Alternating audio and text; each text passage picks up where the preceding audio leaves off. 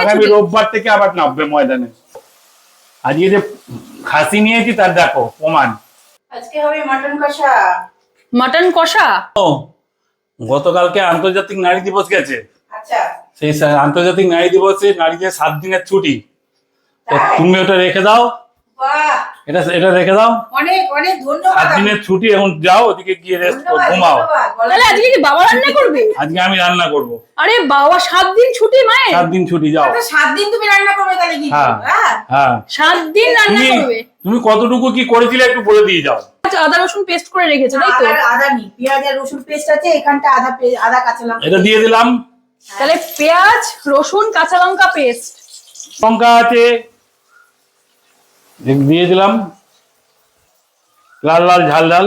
লাল লাল ঝাল ঝাল। হ্যাঁ, আজকে কি লাল লাল ঝাল ঝাল মাটন কষা হবে? দেখি চেষ্টা করছি লাল লাল ঝাল ঝাল করতে।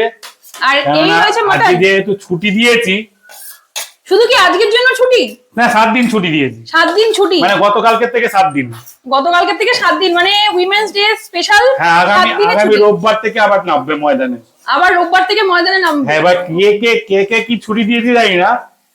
আমি আমার সহধর্মিনীকে নারী দিবসের জন্য দিয়ে দিয়েছি 7 দিনের ছুটি। 7 দিনের ছুটি? হ্যাঁ, আরে বাবা, এই 7 দিনের ছুটি দিয়ে দিয়েছি। আর এটাই মাটন তাই তো? দেখছি মটন করে রেখেছি। এই হচ্ছে মটন, দিয়ে দিলাম। এবার টক দই দিয়ে দিই একটুখানি। আবার টক দই? হ্যাঁ, 2 চামচ টক দই দেবো। টমেটো একটু কুচিয়ে দিয়ে দিই।